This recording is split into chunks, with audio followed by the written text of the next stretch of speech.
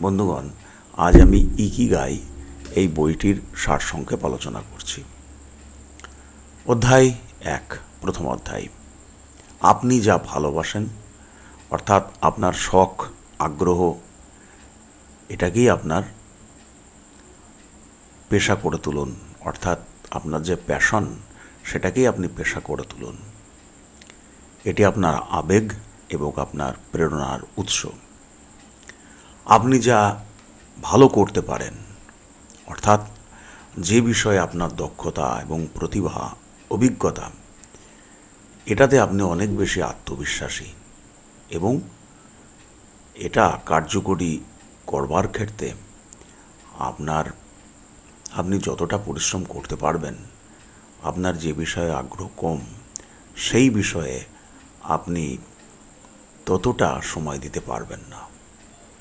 তাই আপনার যেটা প্যাশন, সেটাকেই আপনি পেশা বানিয়ে ফেলুন। এখানে এই অধ্যায়ে জাপানের উমামা শহরের মানুষের দীর্ঘায়ুর রহস্য নিয়ে আলোচনা করা হয়েছে। এই উমামা এমন একটা অঞ্চল যে এখানে বেশিরভাগ মানুষের গড় আয়ু 100 বৎসর। পৃথিবীর মধ্যে এই অঞ্চলের মানুষের গড় আয়ু সব থেকে বেশি এবং গবেষণা করে দেখা গিয়েছে কি কি কারণের জন্য এখানকার মানুষের গড় আয়ু এত বেশি হয়। প্রথম, স্বাস্থ্যকর খাদ্যাভ্যাস।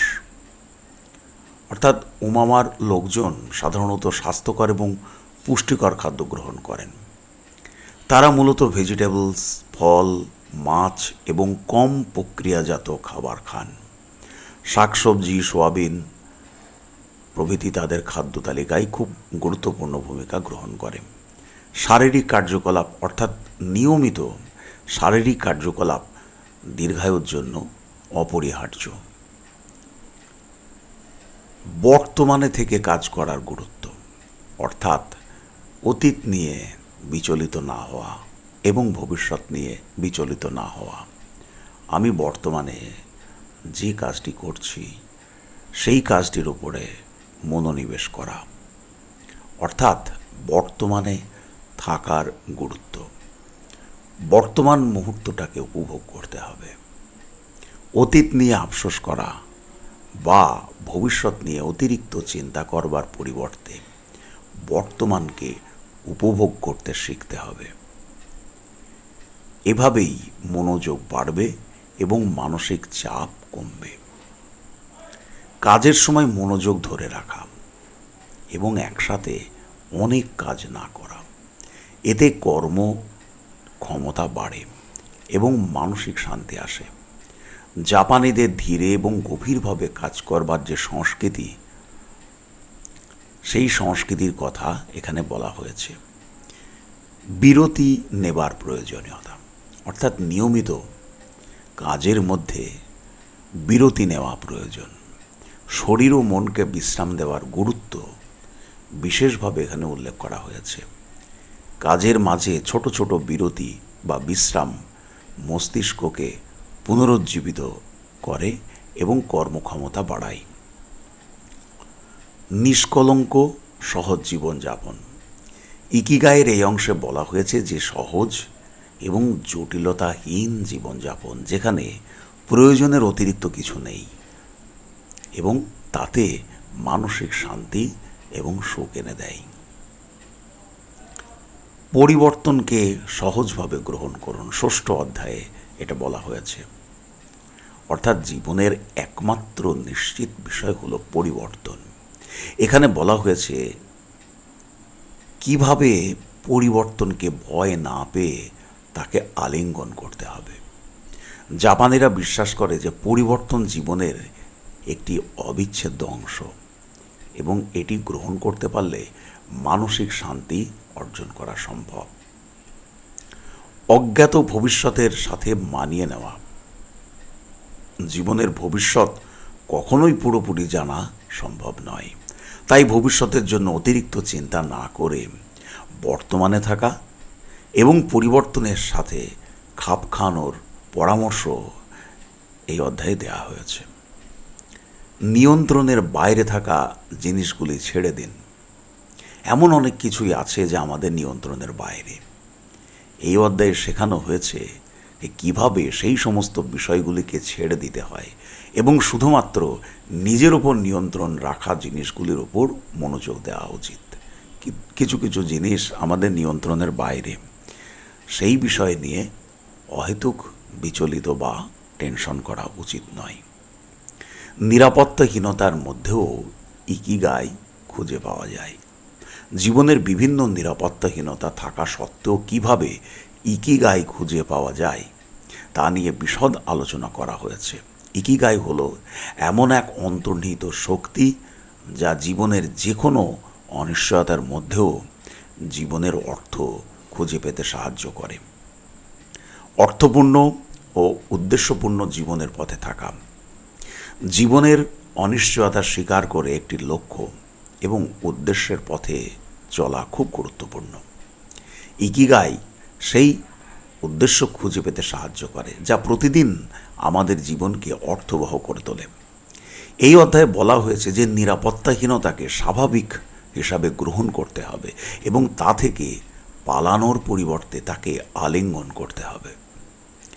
জীবনের অনিশ্চয়তা এবং পরিবর্তনের মধ্যেও ইকিগাই খুঁজে পাওয়া সম্ভব যদি আমরা নিজেদের মানসিকতা পরিবর্তন করতে পারি। তাহলে এই বাস্তবতাকে আমরা খুব সহজেই মেনে নিতে পারব। এখানে বলা হয়েছে কিভাবে জীবনকে সরল এবং সহজভাবে গ্রহণ করলে মানসিক শান্তি ও স্বস্তি পাওয়া যায়। দুশ্চিন্তা কমানো, দুশ্চিন্তা মানুষের স্বাভাবিক যে ক্ষমতা, সেই ক্ষমতাকে ধ্বংস করে, জীবনকে ক্লান্তিকর করে তোলে। এই অধ্যায়ে শেখানো হয়েছে কিভাবে অপ্রয়োজনীয় চিন্তা থেকে মুক্তি পাওয়া যায়, জীবনকে হালকাভাবে নেওয়া যায়। মাইন্ডফুলনেস এবং বর্তমানের গুরুত্ব, এটা আগেও একবার বলা হয়েছে। ইকিগাইয়ের ডায়েটের মূল বৈশিষ্ট্য কী, এটা সপ্তম অধ্যায়ে বলা হয়েছে। বেশি শাকসবজি এবং ফলমূল খাওয়া। ওকিনাওয়া অঞ্চলে খাদ্য তালিকায় প্রচুর পরিমাণে শাকসবজি, ফলমূল, সবুজ পাতা থাকে। বিশেষ করে শাক, বাঁধাকপি, শস্য প্রভৃতি প্রচুর পরিমাণে খাওয়া হয়। এই ধরনের সবজি এবং ফলমূল অ্যান্টিঅক্সিডেন্ট সমৃদ্ধ হয়, যা শরীরের কোষের যে ক্ষতি সেটা রোধ করে এবং বার্ধক্য দূর করে। কম ক্যালোরির খাবার গ্রহণ। ইকিগাই ডায়েটে কম ক্যালোরিযুক্ত খাবার গ্রহণ করা, যা জাপানি যে ফিলোজফি, সেই জাপানি ফিলোজফি বা জাপানি দর্শনের একটা বড় অংশ।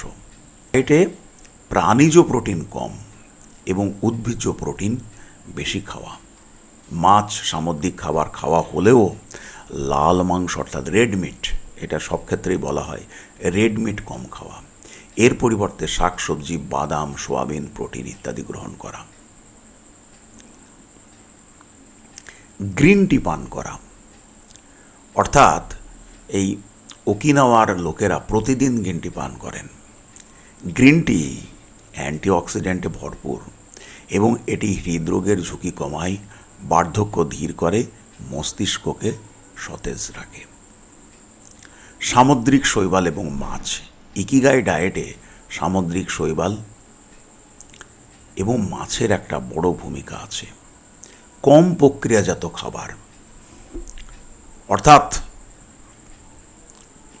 ওকিনাওয়ার মানুষ কম প্রক্রিয়াজাত খাবার খান এবং প্রাকৃতিক জৈব খাবারের উপরে বেশি গুরুত্ব দেন। ফাস্টফুড, সংরক্ষিত খাবার, কৃত্রিম উপাদান এড়িয়ে চলা এদের দীর্ঘায়ু এবং স্বাস্থ্যের অন্যতম কারণ। তো বন্ধু, এই ছিল আজকের ইকিগাই বই সম্পর্কে একটা সামগ্রিক ধারণা।